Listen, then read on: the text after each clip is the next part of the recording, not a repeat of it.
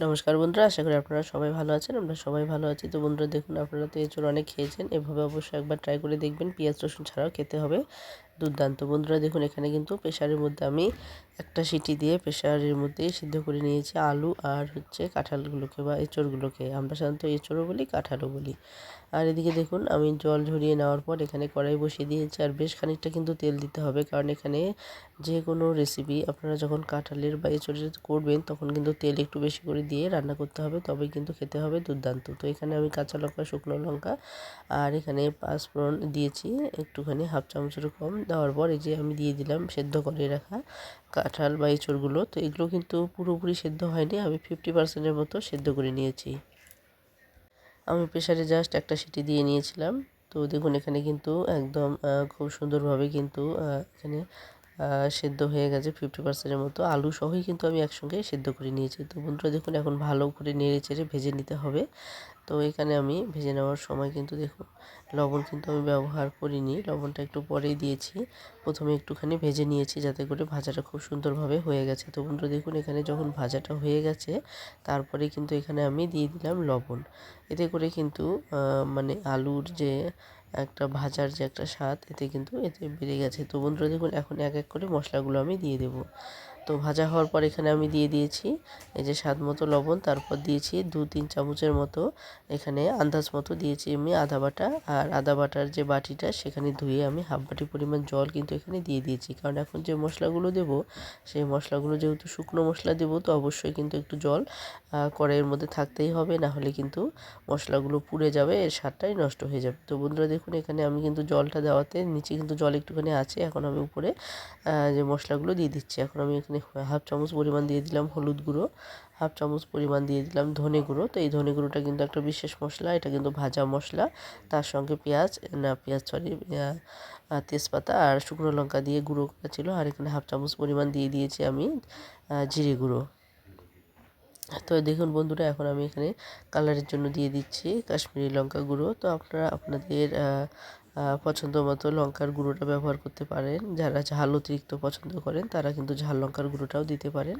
তো বন্ধুরা দেখুন, এখানে আমি কাশ্মীরি লঙ্কা গুঁড়োই দিলাম যাতে সবাই খেতে পারে, বাচ্চারাও খেতে পারে। তো বন্ধুরা দেখুন, এখন আবারও হাফ বাটি পরিমাণ জল আমি দিয়ে দিয়েছি যাতে করে এখন খুব সুন্দরভাবে কষানো যায়।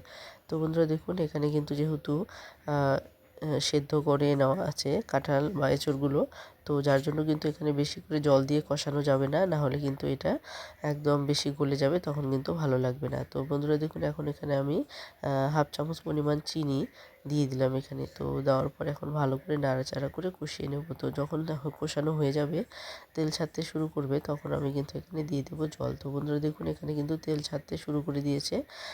তো কষানোটা কিন্তু পুরোপুরি হয়ে গেছে। তো অবশ্যই বলবো বন্ধুরা, পেঁয়াজ রসুন ছাড়াও যদি এরকম নিরামিষ এঁচোড় আপনারা রান্না করেন তাহলে খেতে হবে দুর্দান্ত, তবে অবশ্যই এই মশলাগুলোকে কিন্তু ব্যবহার করতে হবে। তো বন্ধুরা দেখুন, এখন পুরোপুরি কিন্তু কষানো হয়ে গেছে, সেটা দেখেই বোঝা যাচ্ছে। আর এখানে কিন্তু এখন আলু আর যে এঁচোড়গুলো আছে এখন কিন্তু পুরোপুরি প্রায় সেদ্ধ হয়ে গেছে। তো বন্ধুরা সেই আন্দাজ মতোই জলটা দেবেন। তো তবুও কিন্তু জলটা একটু বেশি করেই দিতে হবে, কারণ এখানে যতটা জাল করবেন আপনারা, যখন জাল করে ফুটিয়ে নেবেন তারপরেই কিন্তু রেসিপিটা সুস্বাদু হবে খেতে। তো অবশ্যই আমি কিন্তু জল একটু বেশি করেই দিয়েই ফুটাই যাতে করে এর স্বাদটা অনেকটাই বেড়ে যায়। তো বন্ধুরা দেখুন, যদি গরম জল থাকে তাহলে গরম জল দেবেন, আর যদি গরম জল না থাকে রেডি, তাহলে ঠান্ডা জল দিলেও কোনো অসুবিধা নেই।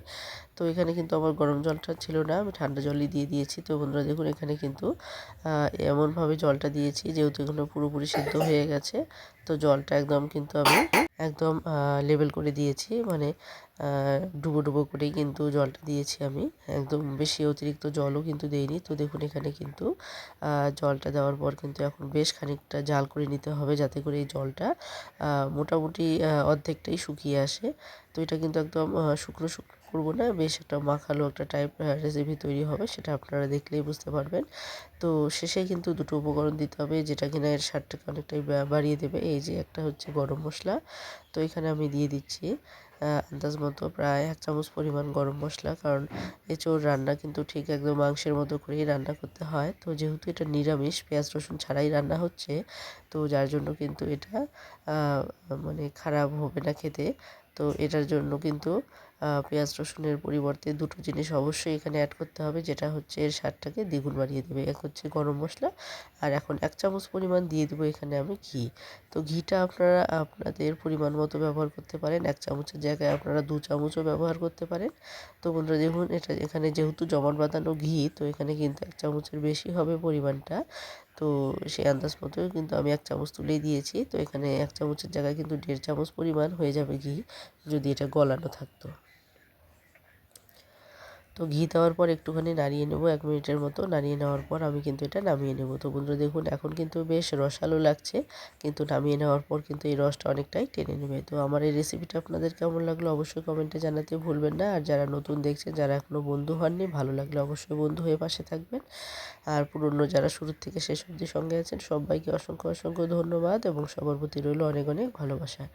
তো বন্ধুরা অবশ্যই একটা লাইক করতে ভুলবেন না, আর একটা কমেন্ট করতে ভুলবেন না, কারণ আপনাদের একটি লাইক, একটি কমেন্ট আমাদেরকে অনেকটা উৎসাহিত করে নতুন নতুন রেসিপি তৈরি করতে। তো বন্ধুরা আজকে এখানেই শেষ করে দিচ্ছি, আবারও চলে আসবো নতুন কোনো রেসিপি নিয়ে। ততক্ষণ সবাই ভালো থাকবেন, সুস্থ থাকবেন। তো বন্ধুরা দেখতেই পাচ্ছেন কতটা লোভনীয় হয়েছে নামিয়ে নেওয়ার পর, আর এই যে গ্রেভিটা আছে সেটা কিন্তু অনেকটাই টেনে নিয়েছে, সেটা দেখতে পাচ্ছেন। নামানোর পর কিন্তু এটা অনেকটাই টেনে নিয়েছে। তো অবশ্যই এইভাবে একটু রসালো টাইপ রাখবেন, যাতে করে নামিয়ে নেওয়ার পরে এরকম একটা সুন্দর কালার চলে আসে।